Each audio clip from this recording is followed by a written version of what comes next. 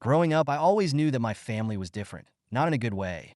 My parents, Jack and Sarah, were hardworking, but no matter how much they toiled, it seemed like the universe had a grudge against us. We never seemed to catch a break. Dad worked at a warehouse during the day and pulled night shifts as a security guard, while Mom juggled two jobs, working at a diner and cleaning office buildings after hours. Yet, despite their relentless efforts, we were always on the edge of disaster.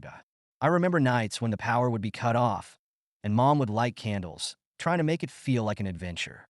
But I wasn't stupid. Even at 6 years old, I knew it wasn't normal to live like that. The fridge would often be empty, and I'd overhear whispered arguments between my parents about which bills to pay and which to let slide. The worst was when they fought about food. Not with each other, but over whether Dad should eat enough to keep going at his physically demanding job, or if the rest of us should stretch the little we had. One night, when I was around 7, I found Mom crying in the kitchen. Her head was down, shoulders shaking, the phone still in her hand. Dad stood across from her, his face pale and angry. I didn't understand everything they were saying, but words like eviction, foreclosure, and debt stood out like sharp needles in my chest. A sinking feeling gripped me, and for the first time, I realized just how unstable our lives were. It wasn't just the big things. It was the little humiliations that chipped away at you day after day. My clothes were always hand-me-downs, worn, patched, and far from fashionable. I remember going to school in shoes that were practically falling apart. The soles were peeling off, and I tried to fix them with duct tape, but the other kids noticed. They always noticed. Dumpster Alex, they called me. Where'd you find those shoes, the garbage? I hated the name, but I learned to laugh along, pretending it didn't bother me. What else could I do? By the time I was 10, I realized I had to help. It wasn't fair to leave everything on Mom and Dad when I could see the strain aging them before my eyes. That summer, I started doing odd jobs around the neighborhood. Mowing lawns, shoveling snow, walking dogs, whatever people needed. I wasn't picky. Dad gave me a few tips on negotiating, and Mom always reminded me to smile, even if I felt like crying. Most people were kind enough to give me a few bucks, but there were others who talked down to me like I was some kind of charity case. One summer stands out more than the rest. The fridge was completely empty, and we hadn't had running water for nearly a week. I decided to go door to door asking if anyone needed their car washed or their lawn mowed. Mrs. Callahan, the sweet old lady down the street, handed me $20 with a sad smile. "Go get yourself a proper meal, honey," she said. I nodded, thanked her, and ran straight home to give the money to Mom. She cried when I handed it to her. "Alex, this isn't your burden," she said. I didn't say anything, but I knew better. It was my burden because it had to be done. My best friend Nate came from a family not much better off than mine. He was wiry, always up to something mischievous, and had a knack for making the best out of bad situations. He introduced me to the idea of collecting empty soda cans to trade for cash. One time, we decided to sneak into the junkyard to look for more cans. I'll never forget the way the owner came barreling out of his shack, swinging a crowbar and yelling like a maniac. We barely escaped, and when we finally stopped running, we both collapsed into fits of laughter. It was one of the few genuinely fun memories I had from that time. There was also Sophia, a girl who moved into the neighborhood when I was 11. She had this easy, genuine kindness about her, the kind that felt rare in a world full of judgment. Sophia's family was better off than ours, but she never made me feel lesser. Sometimes she'd sneak me leftovers from her mom's cooking. Real food, the kind you couldn't even imagine when you were used to eating peanut butter sandwiches every day. Other times, she'd lend me books from her massive collection. "You've got to keep your mind busy," she'd say. "It'll help."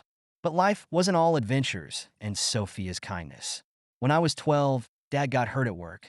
A malfunctioning piece of equipment crushed his hand, and he couldn't work for months. Without his income, we spiraled even further into debt. I remember the day Mom sat us down and told us we might have to move into a shelter. The fear in her voice is something I'll never forget.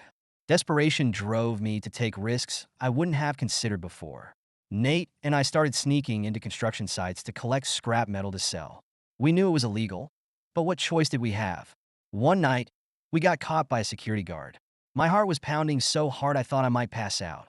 Instead of calling the cops, the guy's side handed us $50 from his own wallet and told us not to do it again. That money fed us for 2 weeks. Skipping school became routine. I figured it didn't matter much since my grades were already in the toilet. Instead, I picked up shifts at the local gas station or did gigs wherever I could find them. My teacher started calling home, but Mom and Dad were too overwhelmed to deal with it. Mom used to tell me I was smart, that I could do something great with my life.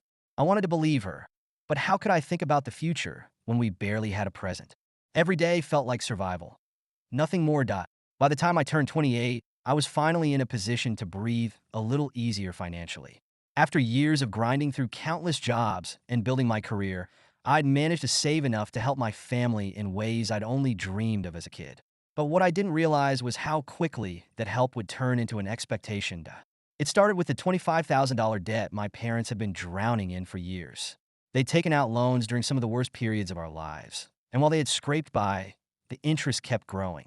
When they confided in me that they were barely holding on, I didn't hesitate. The next day, I transferred the money, watching their relief and seeing my dad's shoulders relax for the first time in years. It felt worth every penny. At least that's what I thought at the time. Then Emily, my younger sister, came to me with a dream of her own. Emily was 29, just a year younger than me, and had always been a little different. She was fiercely independent, at least on the surface, but she'd never been great with money. "Alex, I need a car," she announced one evening over dinner at my place. "An electric one. It's better for the environment, and I think it'll help me get around more easily." I laughed at first, thinking she was joking. "You know electric cars aren't cheap, right?" I said, but she wasn't kidding. She pulled out brochures, showing me the exact model she wanted, and $75,000 sleek, futuristic vehicle. "Emily, I can't just drop that kind of money," I told her. "Why not get something more affordable?" But Emily wasn't one to back down. "You can afford it," she said bluntly. "You've got a good job, no kids, no mortgage. I'll pay you back eventually." Against my better judgment, I caved. I convinced myself it was a practical choice, that it would help her get to work and reduce her expenses. But deep down, I knew it wasn't really about practicality. I just couldn't say no to her. Then came Austin, my younger brother. At 27, he was the dreamer of the family. He'd always talked about going to university, but life had gotten in the way. He worked odd jobs here and there, trying to save up, but it was a slow process.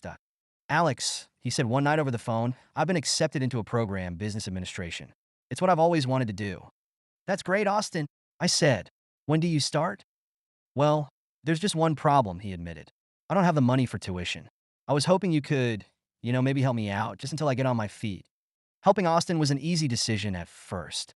Education felt like a worthwhile investment, and I wanted him to succeed. But when I saw the total cost, $12, $200, it hit me like a freight train. Still, I paid it. I told myself it was for his future, that he'd pay it forward someday. The next big expense came out of nowhere. Mom called me one morning, her voice full of excitement. "Alex, I've been thinking the house could use a little sprucing up." "A little sprucing up?"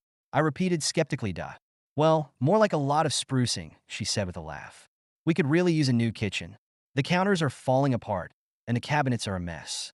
Maybe even redo the bathrooms." I'd known Mom and Dad had been talking about renovations for years, but I'd never realized how big of a project it would be. When the contractor's bill came in, it was $50,000, far more than I was prepared to cover. I stared at the invoice, my mind racing. How had I let things get this far? And how could I keep bailing them out without jeopardizing my own future? Now, at 35, I realized that everything I did for my family wasn't just out of love. It was because I felt like I owed them for the sacrifices, for the struggles. It was never about paying them back, but paying forward. I convinced myself that their happiness, their success was tied to mine. But somewhere along the way, I lost sight of my own dreams. I had helped them survive, but at what cost to myself?